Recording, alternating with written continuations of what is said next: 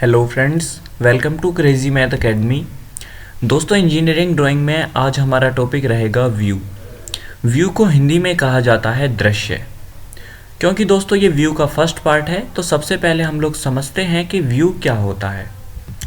दोस्तों, आपको यहाँ पर एक इमेज दिख रही होगी।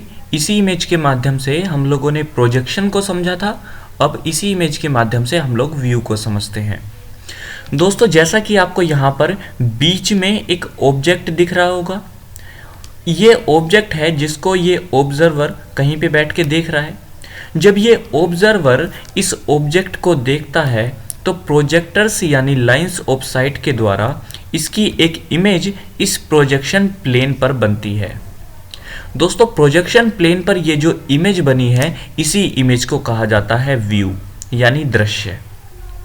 अब दोस्तों, अगर हम व्यू की डेफिनेशन की बात करें तो डेफिनेशन क्या हो जाएगी कि प्रोजेक्शन के द्वारा प्रोजेक्शन प्लेन पर जो इमेज बनती है, जो आकृति बनती है, वही क्या कहलाती है? वही व्यू कहलाती है, वही दृश्य कहलाती है। दोस्तों, अब हम बात करते हैं कि किसी बुक में आपको क्या डेफिनेशन मिलेगी। देखिए दोस्तों, यहाँ पर एक डेफिनेशन लिखी हुई है, चलिए इसको पढ़ते हैं। The act of obtaining the image of an object is termed projection. The image obtained by projection is known as a view। यानी किसी वस्तु की इमेज प्राप्त करने की क्रिया प्रोजेक्शन के नाम से जानी जाती है, या उसको हम प्रोजेक्शन कहते हैं। प्रोजेक्शन के द्वारा प्राप्त इमेज वस्तु का व्यू कहलाती है। या फिर इसको हम कुछ इस प्रकार से कह सकते हैं, जैसा कि दोस्तों आपको यहाँ पर या करके लिखा हुआ है कि प्रक्षेप द्वारा यानी प्रोजेक्शन द्वारा संबंधित तल पर प्राप्त हुई आकृति को व्यू कहते हैं। या फिर ऐसा कह सकते हैं कि प्रक्षेप द्वारा प्रक्षेप तल पर प्राप्त हुई आकृति को या इमेज को हम व्यू कहते हैं। अब दोस्तों, इतनी डेफिनेशन पढ़ने के बाद आपको ये तो क्लियर हो ही गया होगा कि व्यू होता क्या है। अब दोस्तों, आप जरा सोचिए कि जब हम लोगों ने व्यू की डेफिनेशन की बात की तो हमें किसकी ज़रूरत पड़ी? दोस्तों, हमें ज़रूरत पड़ी प्रोजेक्शन को समझने की। प्रोजेक्शन को समझने की हमें ज़रूरत पड़ी। एक तरफ है प्रोजेक्शन और दोस्तों एक तरफ है व्यू। जब दोस्तों हम लोगों ने प्रोजेक्शन को पढ़ा था तो दोस्तों आपको याद होगा कि प्रोजेक्शन में व्यू का यूज़ हुआ, क्योंकि भाई प्रोजेक्शन के द्वारा जो इमेज हमें प्राप्त होती है उसी को हम व्यू कहते हैं। तो अब अगर मैं प्रोजेक्शन पढ़ना चाहता हूँ तो प्रोजेक्शन में इमेज तो बनेगी और वो इमेज ही व्यू है।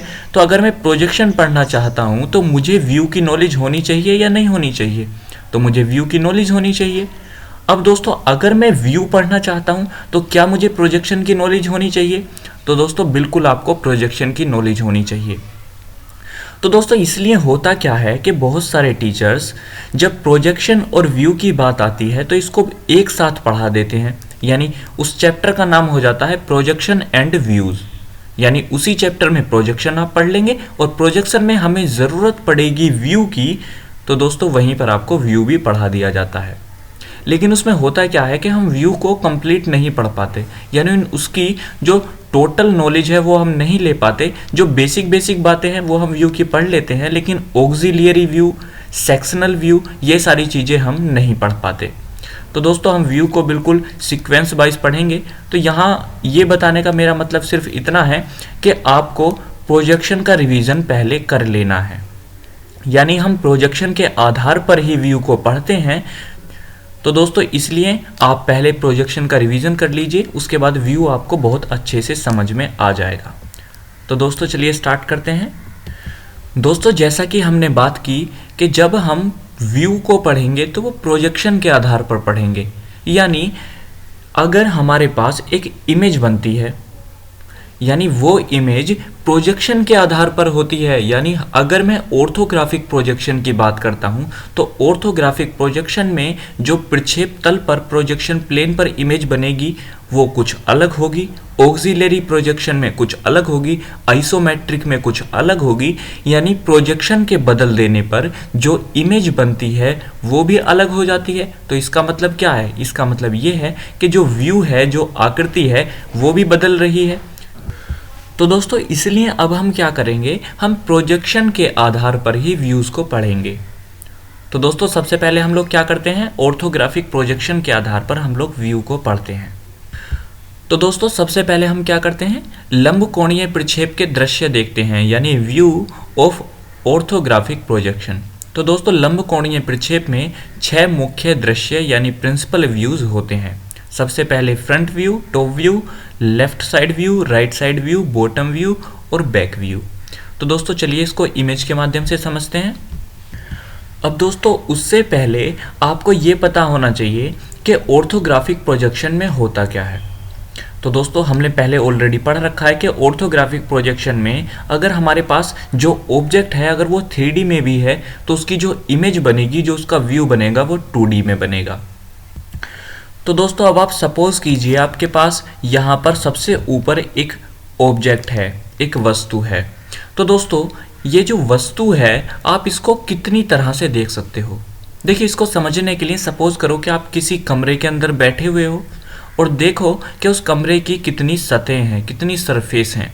तो आप देखेंगे कि 4 तो दीवारें हैं और एक आपका जो बॉटम है यानी कि जो नीचे है और एक आपके जो ऊपर छत है, यानी कि 4 तो दीवारें हो गई, एक नीचे और एक ऊपर, यानी कि टोटल उसके 6 सरफेस हो गई।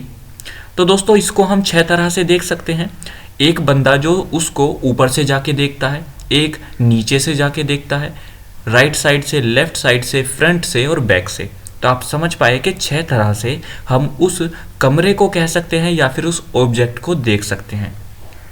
तो सेम उसी प्रकार से ये आपके पास एक ऑब्जेक्ट है। जब आप इस ऑब्जेक्ट को फ्रंट से देखते हो, देखिए यहाँ पर लिखा हुआ है फ्रंट, यानी कि आप इसको फ्रंट से देखते हो तो इसका जो व्यू प्राप्त होगा उसको जो क्या कहेंगे, हम फ्रंट व्यू कहेंगे। और फ्रंट व्यू में आपको क्या क्या दिखेगा, ये आपको इमेज में दिख रहा होगा। केवल ये वाली जो फ्रंट वाली सरफेस है ये आपको दिखेगी, तो ये फ्रंट व्यू हो जाएगा।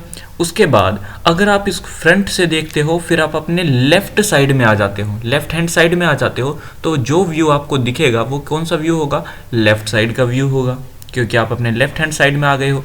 तो दोस्तों आप देख सकते हो लेफ्ट साइड व्यू में आपको क्या दिखेगा, ये जो सरफेस है ये वाली सरफेस दिखेगी।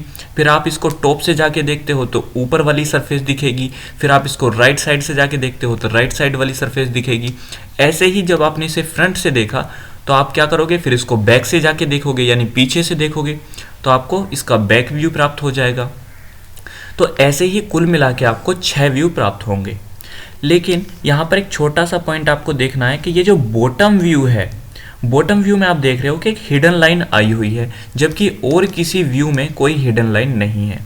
तो दोस्तों ये बॉटम व्यू में ये हिडन लाइन क्यों आई है, तो ये इसका सिंपल सा आंसर है, जब आप इसको नीचे से देखोगे तो नीचे से देखने पर ये वाली जो लाइन है बी के सामने, देखिए ये वाली जो लाइन है, ये वाली जो लाइन है, ये लाइन आपको नीचे से नहीं दिखेगी।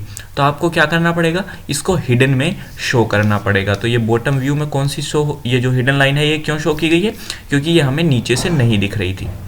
तो दोस्तों बस इतना समझना है कि आपके पास ये जो ऑब्जेक्ट था जब हम इसे ऑर्थोग्राफिक में देखते हैं तो इसको हम 6 प्रकार से देख सकते हैं, यानी हमको 6 व्यू प्राप्त होंगे।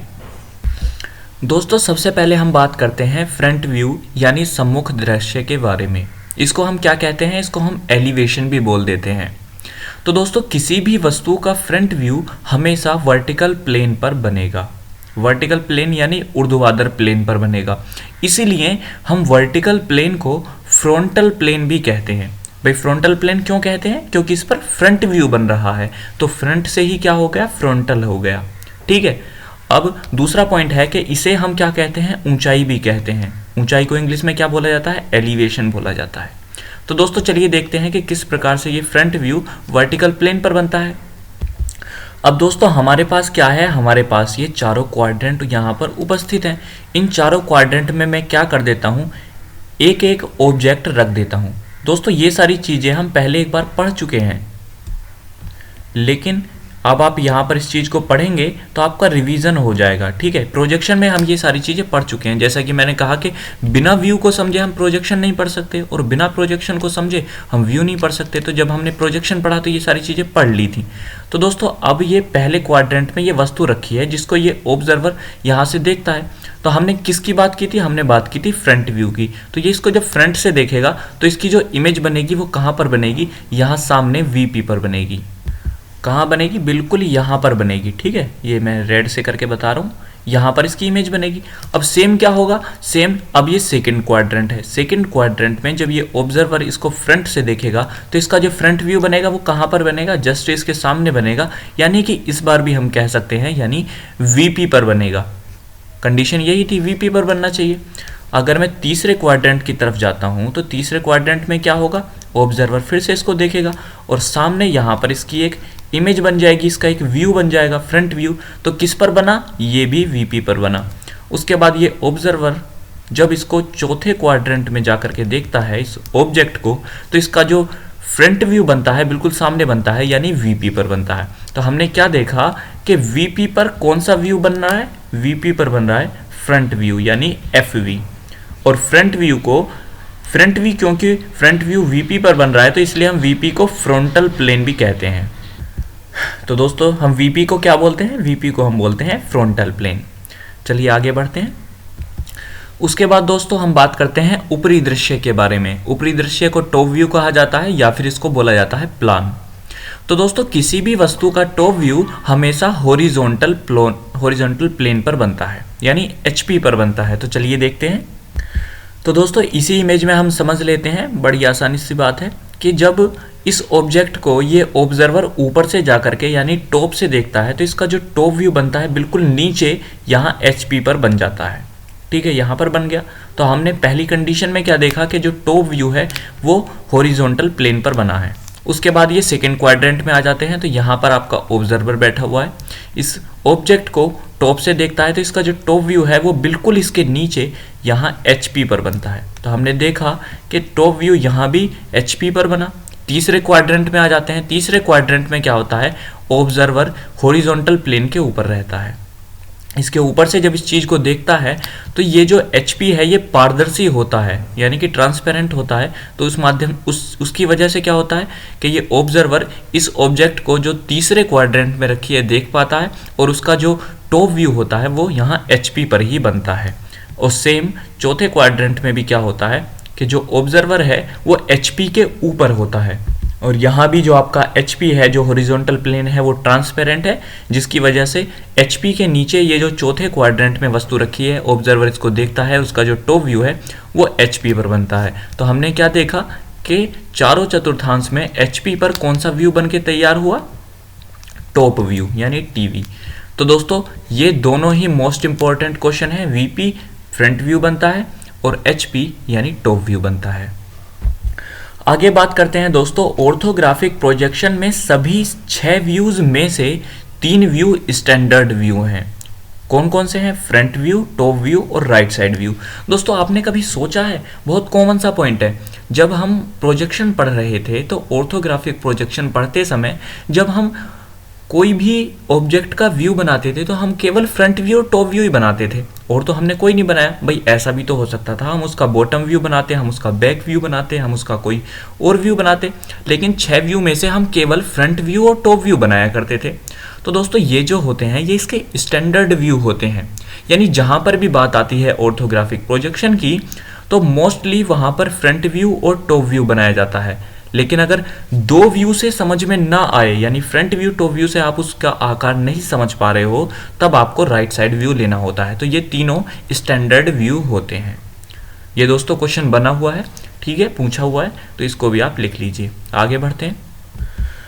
तो दोस्तों जैसा कि हमें पता है कि ऑर्थोग्राफिक प्रोजेक्शन में टोटल 6 व्यूज होते हैं, लेकिन उन 6 व्यूज में से जो एग्जाम के लिए इम्पोर्टेंट हैं उनकी स्थिति हम यहाँ पर लिख लेते हैं। लेकिन जो स्थिति होती है वो आपको पता है कि वो डायरेक्टली हम नहीं कह सकते, क्योंकि वो फर्स्ट एंगल प्रोजेक्शन और थर्ड एंगल प्रोजेक्शन के आधार पर बनाई जाती है। ठीक है, तो हम पहले फर्स्ट एंगल की बात करते हैं और फिर हम बात करेंगे थर्ड एंगल की। ठीक है, थर्ड एंगल प्रोजेक्शन में जो व्यू होते हैं वो कहाँ पर होते हैं। फर्स्ट एंगल का मतलब है कि जो ऑब्जेक्ट है, जो वस्तु है वो पहले चतुर्थांश में रखी है, और थर्ड एंगल प्रोजेक्शन का मतलब होता है जो वस्तु है वो तीसरे चतुर्थांश में रखी है। अब ये एक्स वाई क्या है, ये रेफरेंस लाइन है जो मैंने आपको कई बार बताई है। तो दोस्तों सबसे पहले हम बात करते हैं फर्स्ट एंगल प्रोजेक्शन की। फर्स्ट एंगल प्रोजेक्शन में जो टॉप व्यू होता है वो हमेशा एक्स वाई रेफरेंस लाइन के नीचे बनाया जाता है, उसके बाद बात करते हैं फ्रंट व्यू की। तो दोस्तों फ्रंट व्यू बिल्कुल टॉप व्यू के ऊपर और एक्स वाई रेफरेंस लाइन के भी ऊपर बनाया जाता है, यानी एक्स वाई के तो ऊपर है ही, लेकिन टॉप के भी बिल्कुल ऊपर बनाया जाता है। ठीक है, उसके बाद बात करते हैं राइट साइड व्यू की। तो दोस्तों राइट साइड का जो व्यू होता है वो लेफ्ट साइड में बनाया जाता है। राइट हैंड साइड जो व्यू है वो फ्रंट व्यू के लेफ्ट साइड में बनाया जाता है, यानी उल्टा बनाया जाता है। उसके बाद लेफ्ट हैंड साइड का जो व्यू होता है वो कहाँ बनाया जाता है, वो फ्रंट व्यू के राइट साइड में बनाया जाता है, यानी ये उल्टा होता है। ठीक है, उसके बाद बात करते हैं बॉटम व्यू की। तो दोस्तों बॉटम व्यू फ्रंट व्यू के भी ऊपर बनाया जाता है। ठीक है, ये क्या है, ये बॉटम व्यू है, तो बॉटम व्यू सबसे ऊपर पहुंच जाएगा। अब बात करते हैं थर्ड एंगल प्रोजेक्शन में। तो दोस्तों थर्ड एंगल प्रोजेक्शन में सबसे पहले बात करते हैं टॉप व्यू की। तो दोस्तों बिल्कुल उल्टा है, टॉप व्यू कहाँ पर पहुंच जाएगा इस बार, फर्स्ट का ये उल्टा होता है, जैसे फर्स्ट में टॉप व्यू नीचे था, यहाँ पर टॉप व्यू ऊपर पहुंच गया। बात करते हैं फ्रंट व्यू की, तो फ्रंट व्यू नीचे आ जाएगा। ठीक है, एक्स वाई रेफरेंस लाइन के, ये हो जाएगा फ्रंट व्यू। अब बात करते हैं लेफ्ट साइड व्यू की। तो जो दोस्तों लेफ्ट हैंड साइड का जो व्यू बनता है वो इस बार फ्रंट व्यू के लेफ्ट साइड में ही बनेगा, यानी ये चीज़ में आपको ध्यान रखना है। उसके बाद बात करते हैं राइट हैंड साइड की। तो राइट हैंड साइड का जो व्यू है वो भी राइट साइड में ही बनेगा फ्रंट व्यू के। अब बात करते हैं बॉटम व्यू की। तो दोस्तों बॉटम व्यू सबसे नीचे पहुंच जाएगा, यहाँ पर बॉटम व्यू सबसे नीचे आ जाएगा, यानी फ्रंट व्यू के भी नीचे और सबके भी नीचे आ गया।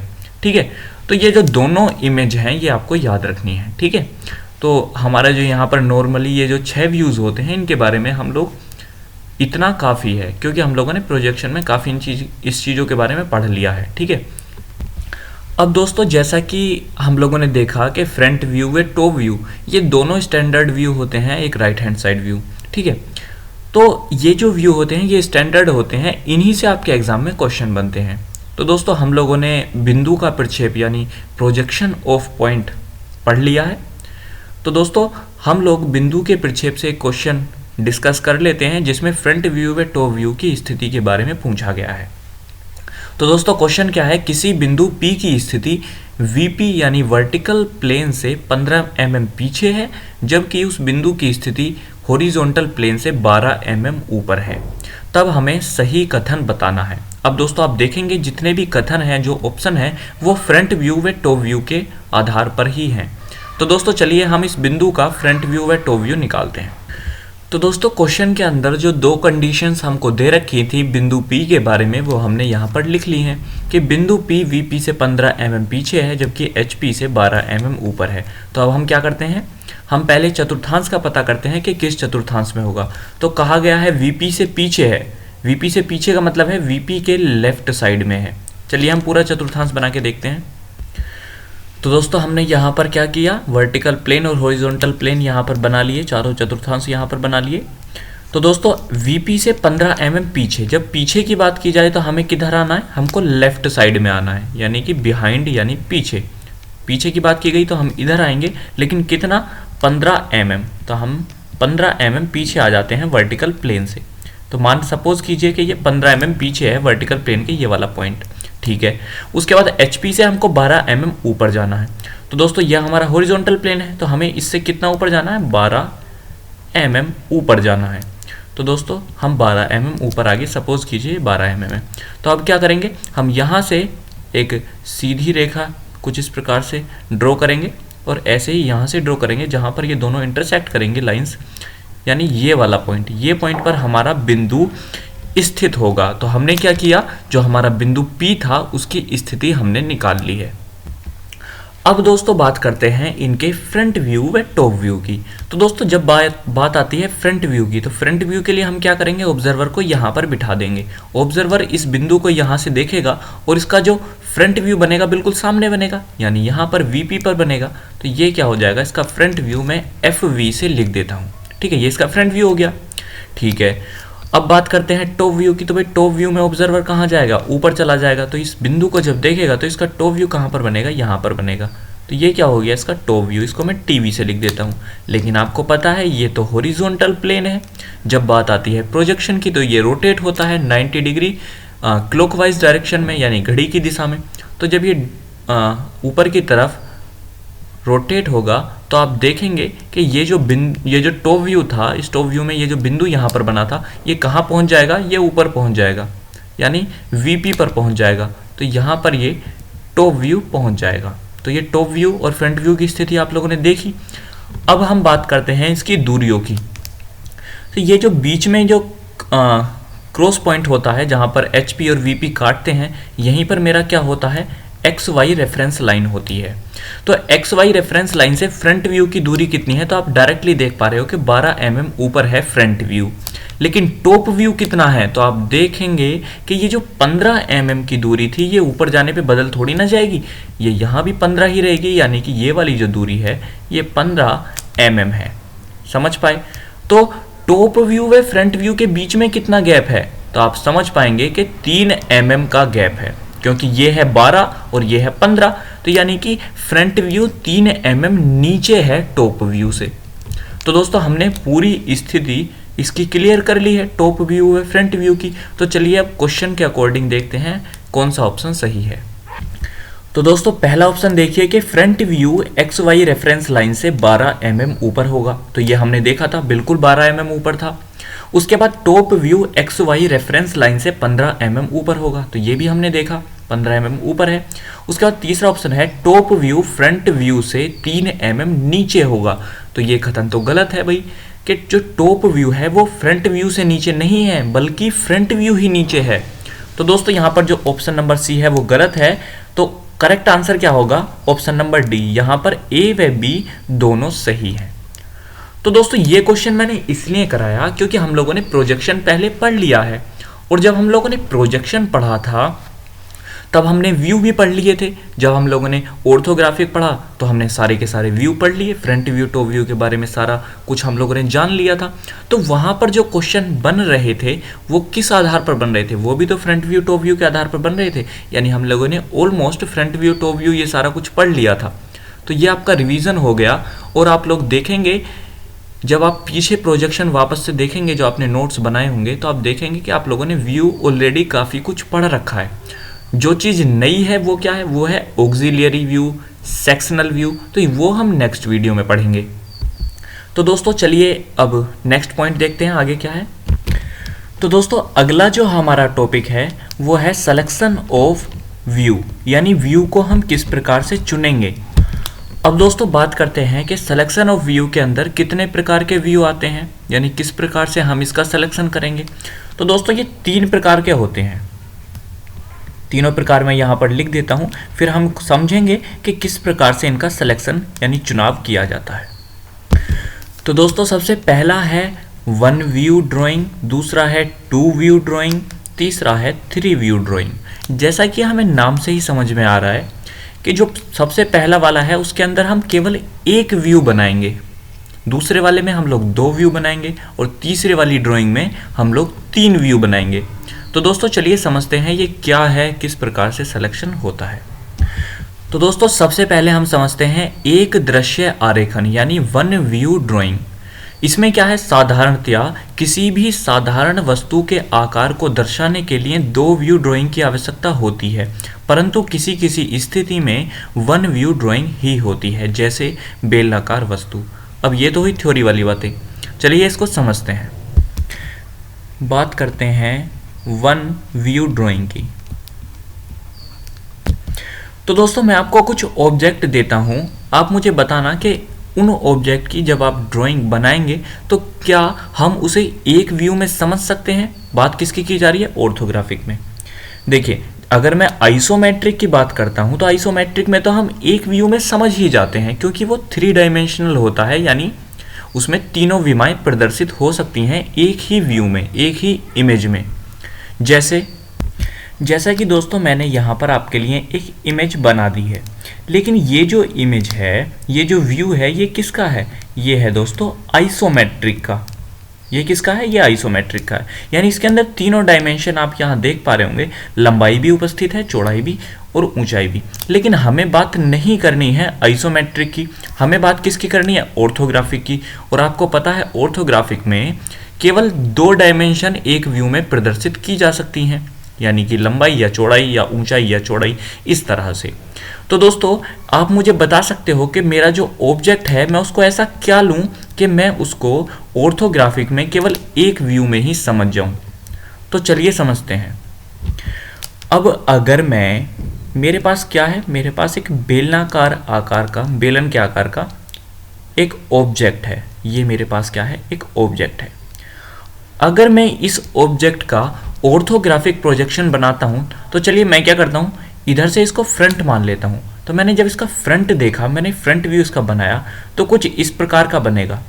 बनेगा या नहीं बनेगा? वो 2D बनेगा, 3D नहीं बनेगा। तो आप देख पाएंगे अगर इसकी, ये मैं क्या मानता हूं, डाया यानी कि डायामीटर, व्यास कितना है, मानिए 20 mm है। इसकी मैं लंबाई मान लेता हूं, चलिए 60 mm है। ये लंबाई मान लीजिए, चाहे इसकी ऊंचाई मान लीजिए, इस तरह से, ठीक है। तो जब मैं इसका फ्रंट व्यू यहाँ नीचे मैंने बनाया, तो इस फ्रंट व्यू में इसकी जो ये जो ऊंचाई होगी, जो चौड़ाई होगी, जो भी मान सकते हैं आप इसको, ये 60 mm यहाँ पर दर्शा दी जाएगी। कोई प्रॉब्लम है? नहीं, कोई प्रॉब्लम नहीं है। उसके बाद इसकी जो ये डायामीटर थी, ये भी 20 mm यहाँ पर शो किया जाएगा। तो दोस्तों ये आकृति क्या थी? ये बेलन के आकार की आकृति थी। तो इसको मैं क्या कहूँगा, ये बेलनाकार आकृति है। तो दोस्तों बेलनाकार आकृति ऐसी आकृति होती है जिसको हम ऑर्थोग्राफिक प्रोजेक्शन में केवल एक व्यू बना करके समझ सकते हैं। क्यों? क्योंकि इसके अंदर केवल 2 डायमेंशन होती हैं, और दोस्तों ऑर्थोग्राफिक प्रोजेक्शन में 2 डायमेंशन का ही एक व्यू बनाया जाता है। जैसा हमने फ्रंट व्यू बनाया तो हमने इसको समझ लिया बड़े आसानी से। क्यों? क्योंकि ये 60 mm था, तो हमने यहाँ पर 60 mm दिख रहा है, हमको कोई प्रॉब्लम नहीं है। ये 20 mm था, ये हमको 20 mm दिख रहा है। भले से यहाँ पर ये जो फिगर था ये 3D में था, यानी कि इसका आप घुमा के देखेंगे इस तरह से, उस तरह से, ठीक है। सिलेंडर कैसे होता है, आप उसको चारों तरफ से देखिए, लेकिन ये इसको किस तरह से प्रदर्शित किया गया है, ये 2D में प्रदर्शित किया गया है। लेकिन आप इसको समझ पा रहे हो, बड़ी आसानी से समझ पा रहे हो। तो दोस्तों केवल बेलनाकार आकृति जो होती हैं उन्हीं का हम वन व्यू ड्राइंग प्रदर्शित कर सकते हैं ऑर्थोग्राफिक में। तो आप समझ पाए, जैसे हमारे पास एक शाफ्ट होती है, शाफ्ट समझते हो ना, जैसे हमारे पास नट होता है। कोई भी बेलन के आकार की अगर आपके पास आकृति है तो उसका आप समझ लीजिए, हमारे पास ये क्या होता है, हमारे पास ये बोल्ट है, नट बोल्ट होते हैं ना, तो उसमें भी क्या होता है, यहाँ पर चूड़ियाँ कटी होती हैं। लेकिन कंडीशन क्या है कि वो बेलन के आकार का है। बेलन के आकार का कैसे है, यानी उसकी जो रेडियस है, जो डायमीटर है, वो डायमीटर हर जगह सेम है। यहाँ पर डायमीटर 20 है, इधर भी 20 है, लंबाई भी है। तो दोस्तों उसका जब हम 2D में यहाँ पर ये कोई भी व्यू बनाएंगे तो उस व्यू में दोनों ये जो लंबाई चौड़ाई जो भी कुछ है वो प्रदर्शित कर दी जाएगी।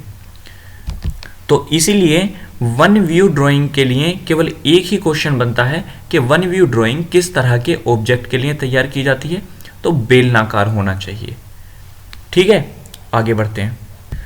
तो दोस्तों इसमें सिर्फ एक ही क्वेश्चन बनता है, वो क्वेश्चन क्या है, बेलनाकार वस्तु। ठीक है, आगे बढ़ते हैं। अगला है हमारा द्विदृश्य आरेखन, यानी कि 2 व्यू ड्राइंग। बहुत सारे वस्तुओं को पूर्ण रूप से दर्शाने के लिए 2 व्यू ड्राइंग का प्रयोग किया जाता है। चलिए समझते हैं कि वो कौन से ऑब्जेक्ट होते हैं, कौन सी वस्तुएं होती हैं जिनको हम ऑर्थोग्राफिक में 2 व्यू बना करके पूर्ण रूप से समझ सकते हैं, यानी वो क्या चीज है। तो दोस्तों चलिए समझते हैं 2 व्यू ड्राइंग को। तो दोस्तों मैंने यहाँ पर आपके लिए एक इमेज बनाई है। मैंने यहाँ पर क्या बनाया है, सपोज कीजिए कि आपका कमरा है। ठीक है, इसके अंदर कितनी दीवारें हैं, 4 दीवारें हैं, एक छत है और एक बॉटम है, यानी कि 6 सरफेस हैं टोटल।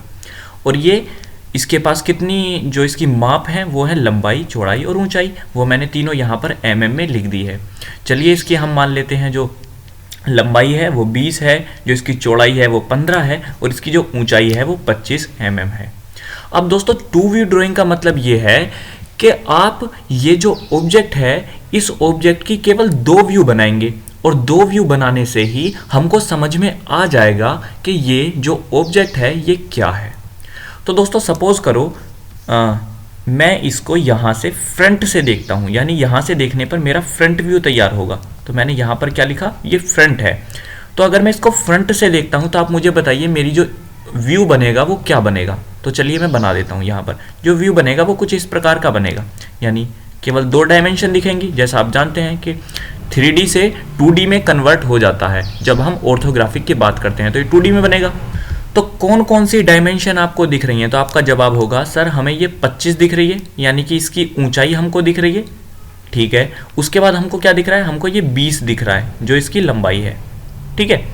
तो दोस्तों यहाँ पर जब मैंने इसके फ्रंट व्यू की बात की, यानी मैंने केवल एक व्यू बनाया, तो आप समझ पाए कि एक व्यू देखने के बाद अगर मैं केवल आपको ये व्यू दिखाता हूँ और पूछता हूँ कि ये क्या ऑब्जेक्ट है, तो आप जवाब नहीं दे पाएंगे, क्योंकि एक व्यू से हमें नहीं समझ में आ रहा है ये क्या चीज़ है, ठीक है। जब मैं इसका कोई भी एक व्यू और ले लीजिए, चलिए अब मैं बात करता हूँ, चलिए हम ले लेते हैं इसका राइट साइड व्यू। ये कौन सा हो जाएगा? अगर ये फ्रंट है तो ये हमारा राइट हैंड साइड से देखेंगे तो ये राइट साइड व्यू हो जाएगा। तो चलिए मैंने इसका राइट साइड व्यू यहाँ पर ले लिया और मैं बना देता हूँ। अब आप बताइए राइट साइड व्यू से आपको क्या दिखेगा? राइट साइड व्यू से मुझे ये 15 mm की जो इसकी चौड़ाई है ये दिख जाएगी। तो ये 15 मुझको ये दिखेगी और इसकी ऊंचाई दिख जाएगी, यानी ये कितनी है? 25 है। अब दोस्तों जब आपने इसका फ्रंट व्यू और फ्रंट व्यू के साथ में राइट साइड व्यू, ये दो व्यू तैयार कर लिए, तब आपको इसकी तीनों डायमेंशन, ऊंचाई, लंबाई और चौड़ाई तीनों दिख गई। यानी इस तरह के ये जो ऑब्जेक्ट होते हैं, इन ऑब्जेक्ट के लिए हमें कितने व्यू बनाने पड़ते हैं? तो आपका जवाब होगा 2 व्यू बनाने पड़ते हैं, जिससे हम इनकी तीनों डायमेंशन को समझ सकते हैं। और जब मुझे ये तीनों डायमेंशन समझ में आ जाएंगी तो मैं क्या करूंगा? तो मैं इस ऑब्जेक्ट को खुद से बना सकता हूं। कैसे? भाई मेरे पास ये फ्रंट व्यू है, पहले मैं ये फ्रंट व्यू रहने दूंगा। मैं कहूंगा कि जब मैंने इसको राइट साइड से देखा है, तो राइट साइड वाला मैं मतलब सपोज करके अपने दिमाग पे हम सपोज करेंगे कि ये जो राइट साइड वाला है ये इसके राइट साइड होगा, फ्रंट के राइट में होगा। तो जब मैं इसको फ्रंट के राइट में चिपका दूंगा, ये वाले देखिए, ये वाला आपके पास फ्रंट व्यू है, ये वाला आपके पास राइट साइड व्यू है, तो आप इसको राइट साइड में बिल्कुल जैसे ये ऑब्जेक्ट बना हुआ है इस तरह से चिपका देंगे, तो आपको क्या मिल जाएगा? आपको तीनों डायमेंशन मिल जाएंगी। और उस तरह से फिर आप इसका जो टॉप वाला है, जो लेफ्ट वाला है, जो बैक वाला है और जो बॉटम वाला है वो खुद से बना देंगे, ठीक है। तो ये जो इमेज है इसको हमने 2 व्यू से समझा, तो हम कह सकते हैं कि ये 2 व्यू ड्राइंग है, ठीक है। अब बात करते हैं 3 व्यू ड्राइंग की। अगला है दोस्तों त्रिदृश्य आरेखन, यानी 3 व्यू ड्राइंग। तो बात की जा रही है जब किसी वस्तु को दर्शाने के लिए, यानी उसको पूर्ण रूप से समझने के लिए, उसकी सभी विमाओं को समझने के लिए 3 व्यू की आवश्यकता होती है, तो उसे 3 व्यू ड्राइंग कहा जाता है। इसमें मुख्यतः फ्रंट व्यू, टॉप व्यू व राइट साइड व्यू शामिल होता है। क्योंकि दोस्तों हमने क्या बात किया था, ये तीनों स्टैंडर्ड व्यू हैं। जहां पर बात आती है प्रोजेक्शन की, तो वहां पर हम ये तीनों सबसे पहले बनाते हैं। अगर कहा जाए तो हम और बनाएंगे, वरना तो हम ये तीनों बनाएंगे, ठीक है।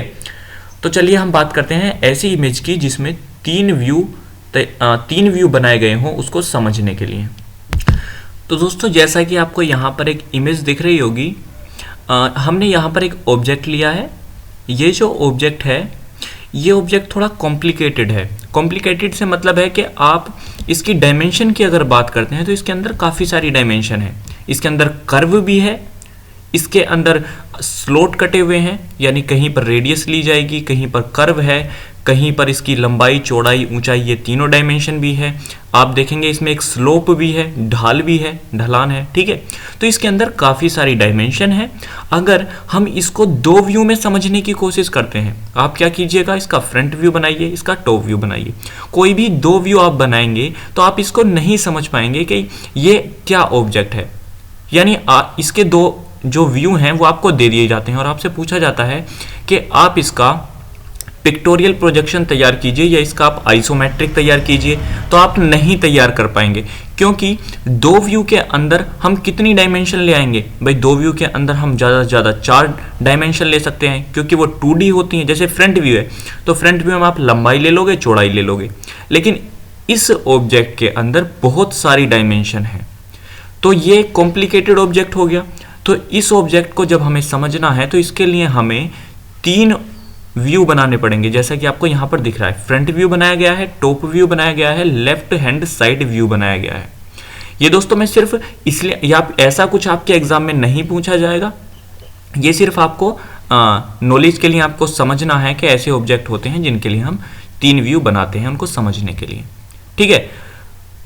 या फिर ऐसा हो सकता है कि आपको कोई ऑब्जेक्ट दे देगा और उस ऑब्जेक्ट से आपको पूछेगा कि इस ऑब्जेक्ट को समझने के लिए हम ऑर्थोग्राफिक में कम से कम यानी मिनिमम कितने व्यू बनाएंगे। ठीक है, तो आपको उस ऑब्जेक्ट को पहले अच्छे से समझना है और फिर देखना है कि क्या हम इस ऑब्जेक्ट को केवल एक व्यू बना के समझ सकते हैं। ठीक है, उसके बाद देखना है क्या हम 2 व्यू बनाएंगे, उसके बाद देखना है क्या हम 3 व्यू बनाएंगे। ठीक है, तो आपको पहले ऑब्जेक्ट को स्टडी करना है, उसके बाद आंसर देना है कि हम इसको कम से कम कितने व्यू में समझ सकते हैं। ठीक है, तो यहाँ पर हमारा ये जो 3 व्यू ड्राइंग था ये कंप्लीट हुआ। आगे बढ़ते हैं। अब दोस्तों हमारा जो अगला टॉपिक है वो बिल्कुल सिमिलर है पिछले वाले टॉपिक से। समझते हैं कैसे। दोस्तों हमारा जो टॉपिक है वो है ऑर्थोग्राफिक प्रोजेक्शन को पढ़ना। पहले मैं लिख देता हूँ। दोस्तों क्या करना है हमको ऑर्थोग्राफिक प्रोजेक्शन को पढ़ना है, उसको समझना है। अब जैसे पिछला वाला टॉपिक था उसमें हमने क्या किया, हमारे पास एक इमेज होती थी, हमारे पास एक ऑब्जेक्ट होता था। ठीक है, जो 3D में होता था, आइसोमेट्रिक में समझ सकते हैं। तो हम क्या करते थे, उसका ऑर्थोग्राफिक प्रोजेक्शन में उसका फ्रंट व्यू बनाते थे, उसका टॉप व्यू बनाते थे। लेकिन यहाँ पर हमको उल्टा करना है। हमारे पास फ्रंट व्यू होगा, हमारे पास टॉप व्यू होगा, यानी हमारे पास व्यू होंगे और उसको हम बताएंगे कि ये क्या ऑब्जेक्ट है। समझ पा रहे हो? चलिए इसको हम इमेज के माध्यम से समझते हैं। जैसे आप देखेंगे कि बुक्स में आपको कुछ इस तरह की इमेज मिल जाएंगी। ठीक है, इस इमेज के माध्यम से आपको करना क्या है, आपको फ्रंट व्यू दे रखा है। जैसे सबसे पहला वाला आपको देखना है, आपको क्या दे रखा है, फ्रंट व्यू दे रखा है और टॉप व्यू दे रखा है। और आपको बताना है कि ये फ्रंट व्यू और टॉप व्यू किस ऑब्जेक्ट का है। हमें उस ऑब्जेक्ट की इमेज बनानी है।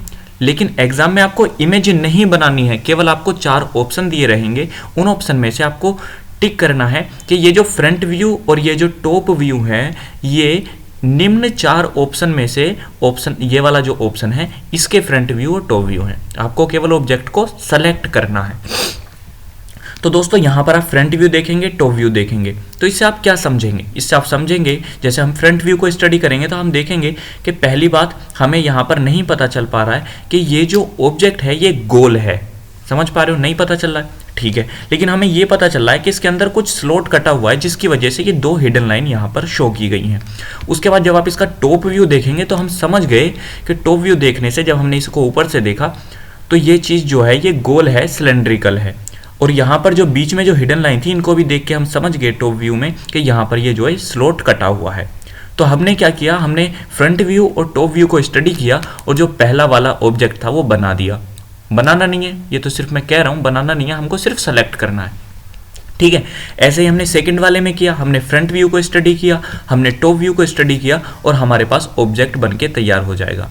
तो दोस्तों इस तरह के क्वेश्चन आपके एग्जाम में बन सकते हैं, ये थोड़े इंपॉर्टेंट है।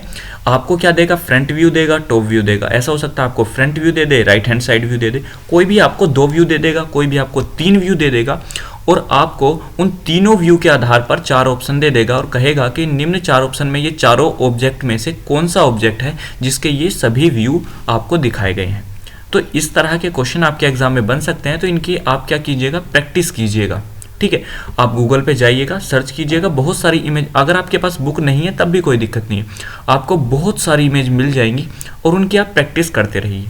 जैसे हम तीसरे की बात करते हैं, यहाँ पर थर्ड दे रखा है। जब आप फ्रंट व्यू देखेंगे तो आप नहीं समझ पाएंगे कि ये क्या चीज़ है। ठीक है, आपको नहीं पता चलेगा कि ये गोल है, लेकिन आपको ये पता चल जाएगा कि यहाँ पर हिडन लाइन है, यानी कि यहाँ पर स्लॉट कटा हुआ है। ठीक है, और ये भी केवल इतनी दूरी तक ही कटा हुआ है, नीचे नहीं कटा हुआ है फुल। जब आप टॉप व्यू देखेंगे तो आप समझ पाएंगे कि ये गोल है यानी सिलेंड्रिकल शेप है। उसके बाद यहाँ पर स्लॉट कटा हुआ है। तब आप जब ये दोनों फ्रंट व्यू और टॉप व्यू देख लेंगे तो आपको ऑप्शन चाहे फिर कितने भी दे दे तो आप बड़ी आसानी से इसकी जो ये वाली इमेज है, इस इमेज को आप बड़ी आसानी से आंसर कर पाएंगे। तो आपको क्या करना है, ज़्यादा से ज़्यादा प्रैक्टिस करनी है। आपको व्यू देखने हैं और बताना है कि ये किस ऑब्जेक्ट के लिए हैं। ठीक है, जैसे दोस्तों यहाँ पर आप एक इमेज देखिए, ये सारी इमेज मैंने गूगल से डाउनलोड की हैं। आप वहाँ पर जाकर के प्रैक्टिस कर सकते हैं क्योंकि वहाँ पर आपकी बहुत अच्छी प्रैक्टिस हो जाएगी। ठीक है, कोई भी टीचर आपको चाहे आप क्लास में हो, यूट्यूब से हो, इतना नहीं बता सकता। ठीक है, जितना आप अपने लिए प्रैक्टिस करेंगे वो आपके लिए बहुत अच्छा होगा। ठीक है, तो यहाँ पर आप देखिए हमारे पास क्या है, टॉप व्यू है, हमारे पास फ्रंट व्यू है और हमारे पास राइट साइड व्यू है। देखिए फ्रंट व्यू से हम क्या समझ पाएंगे, फ्रंट व्यू से आप ये देखो, फ्रंट व्यू से हम समझ पाएंगे कि ये वाली जो सरफेस है ये एक सीढ़ी के जैसी है, यानी एक फिर दूसरी सीढ़ी और फिर तीसरी सीढ़ी। हमने सिर्फ यहाँ से ये समझा, लेकिन जब हमने टॉप व्यू देखा तो टॉप व्यू में हमें ये तो पता नहीं चलेगा कि सीढ़ी है, लेकिन हमें पता चल जाएगा कि 3 सीढ़ियाँ हैं जिसकी 12 12 12 तीनों की लंबाई, जो भी लंबाई है चौड़ाई है हमें पता चल जाएगी, और ये 36 हमको ये भी पता चल जाएगी। तो हम फ्रंट और टॉप देख लेंगे।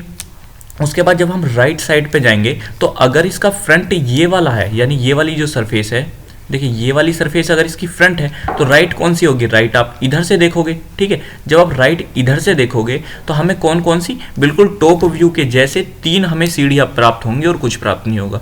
तो हम जब इन तीनों को स्टडी कर लेंगे तो हमें समझ में आ जाएगा कि यहाँ पर सीढ़ियाँ बनाई गई हैं, ठीक है। तो आपको कुछ बनाना नहीं है, सिर्फ आपको टॉप व्यू, फ्रंट व्यू, ये साइड व्यू, ये सब आपको दे देगा और आपको ऑब्जेक्ट सेलेक्ट करना है, ठीक है। तो आप जितनी ज़्यादा इसकी प्रैक्टिस कर लेंगे वो आपके लिए बहुत अच्छा होगा, ठीक है। जैसे ये दूसरी एक इमेज और है, यहाँ पर टॉप व्यू है, यहाँ पर फ्रंट व्यू है, राइट साइड व्यू है, और हमने ये इन तीनों को स्टडी करके यहाँ पर क्या बना दिया, इसका ऑब्जेक्ट बना दिया, यानी ये वो ऑब्जेक्ट है जिसके ये तीनों व्यू हैं, ठीक है। तो इस तरह की इमेज आप ज़्यादा नहीं 10 से 12 इमेज डाउनलोड कर लीजिए, उनकी थोड़ी प्रैक्टिस कर लीजिए, तो जिससे क्या होगा कि आप बड़ी आसानी से इन सभी क्वेश्चन को सोल्व कर पाएंगे। तो दोस्तों आज हमने क्या किया, आज हमने ऑर्थोग्राफिक प्रोजेक्शन में जितने भी ये 6 व्यू होते हैं, फ्रंट व्यू, टॉप व्यू, ठीक है, इन सब के बारे में थोड़ा थोड़ा डीपली नॉलेज ले लिया, ठीक है। क्योंकि हम ये पहले से पढ़ चुके थे तो हमको समझने में कोई दिक्कत नहीं हुई। लेकिन कल जो हम पढ़ने वाले हैं, यानी जो हम कह सकते हैं नेक्स्ट वीडियो में, वो है दोस्तों ऑक्सिलियरी व्यू, ठीक है। ऑक्सिलियरी व्यू को क्या कहा जाता है, सहायक व्यू, और दूसरा है सेक्शनल व्यू। अब दोस्तों आपको एक छोटा सा काम करना है, आप चाहे YouTube पर चले जाइए, चाहे आप किसी टीचर से पूछ लीजिए, ये जो व्यू हैं ये आपको YouTube पे मिल जाएंगे, ठीक है, दोनों मिल जाएंगे। लेकिन मिलेंगे क्या, आपको ये नहीं मिलेगा कि ये चीज़ होती क्या है, आपको डायरेक्टली इनकी प्रैक्टिस मिल जाएगी, ठीक है। तो दोस्तों प्रैक्टिस हम डायरेक्टली किसी भी चीज़ की नहीं समझ सकते जब तक हमें उसके बारे में बेसिक नॉलेज ना हो, हमें उसकी डेफिनेशन ना पता हो। तो दोस्तों जो नेक्स्ट वीडियो होगी वो ऑक्सिलरी व्यू और सेक्शनल व्यू को हम बेसिक से समझेंगे, और उसके बाद आप क्या करेंगे, आप जा करके इनकी प्रैक्टिस करेंगे। जितना ज़्यादा आप इनकी प्रैक्टिस करेंगे वो इतना ज़्यादा आपके लिए अच्छा होगा। ये दोनों आप लोगों को बिल्कुल इसके बारे में नॉलेज नहीं होगी, वो इसलिए क्योंकि हमने इन लोगों के बारे में, ये दोनों व्यू जो हैं इसके बारे में प्रोजेक्शन में कोई जिक्र नहीं किया था, ठीक है। तो दोस्तों नेक्स्ट वीडियो में हम ऑक्सिलरी व्यू और सेक्शनल व्यू पढ़ेंगे, और उसके बाद हमारा आइसोमेट्रिक, ये सब हम पढ़ चुके हैं, आइसोमेट्रिक व्यू वगैरह, ठीक है। तो इनके बारे में भी थोड़ी नॉलेज ले लेंगे, उसके बाद MCQ लगा करके हमारा जो व्यू वाला टॉपिक है वो पूरा कंप्लीट हो जाएगा, ठीक है। तो दोस्तों होप आपको ये वीडियो पसंद आई होगी, और अगर वीडियो पसंद आई हो तो प्लीज़ वीडियो को लाइक ज़रूर करना, ठीक है, और अपने सभी दोस्तों के पास शेयर करना, ठीक है। और जो नेक्स्ट वीडियो है वो बहुत जल्दी अपलोड हो जाएगी, ठीक है। जय हिंद, खुश रहिए।